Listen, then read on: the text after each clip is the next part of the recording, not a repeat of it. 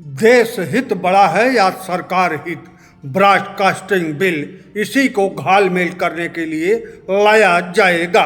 निंदक नियरे राखिए, यह कबीरदास ने कहा था। वहीं तुलसीदास ने रामचरितमानस में कहा है कि समरथ के नहीं दोष गोसाई। और इसी रामचरितमानस रामायण का सारांश है कि एक धोबी ने ताना मारा तो भगवान राम ने सीता को राजमहल से निकाल दिया, धोबी को नहीं निकाला। जबकि रावण को विभीषण समझाने गया तो विभीषण को रावण ने राजमहल से निकाल दिया। यह राम और रावण एक ही रामचरितमानस रामायण में है। अब बताया जा रहा है, कहा जा रहा है या सूत्र बताते हैं, ऐसी चर्चा है कि वर्तमान सरकार बांग्लादेश का हस्त्र देखने के बावजूद ब्रॉडकास्टिंग बिल लाने की तैयारी में है।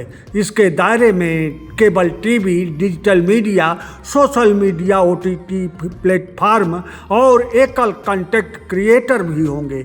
यह ब्रॉडकास्टिंग बिल के बाद कोई भी बोलने के लिए आज़ाद नहीं होगा। कानून यह तय करेगा कि आपका बोलना समाज हित, राष्ट्र हित में है या नहीं, बल्कि सीधे तौर पर यह कि आपका बोलना सरकार या सरकारी पार्टी के हित में है कि नहीं।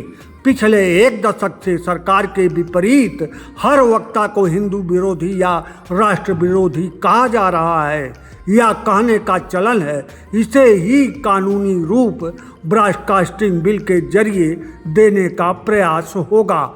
सिर्फ बुद्धिमान ही बोलेगा, बकचोद नहीं बोल सकता, तो फिर प्रजातंत्र कहाँ रह जाएगा। अगर बुद्धिमान है तो बकचोद की बात मत सुनिए, अगर सुन भी लिए तो मत मानिए, तभी तो आप बुद्धिमान हैं। नहीं सुन पा रहे हैं तो फिर बुद्धिमान कैसे हुए। सरकार की कोई बुराई, दोष, कमी निकालने वाला भारतवर्ष में नहीं होगा तो फिर भारत में लोकतंत्र भी नहीं होगा, बल्कि यही असली इमरजेंसी और तानाशाही होगी। ब्रॉडकास्टिंग बिल आने के बाद इसके पक्ष में तमाम तर्क दिए जाएंगे, तमाम घंटे इस बिल पर मन की बातें होगी, लेकिन किसी कोण से यह सही हो ही नहीं सकता जिसमें बोलने, सुनने, लिखने की आज़ादी ना हो। वह जनतंत्र हो ही नहीं सकता।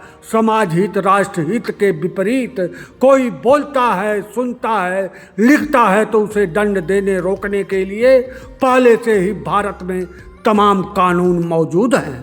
प्रचंड बहुमत की कांग्रेस की राजीव गांधी सरकार भी ब्रॉडकास्टिंग बिल की तरह मानहानि विधेयक लाई थी। इसके प्रचंड विरोध के बाद वापस ले लिया, तब भाजपा पार्टी विरोध में थी।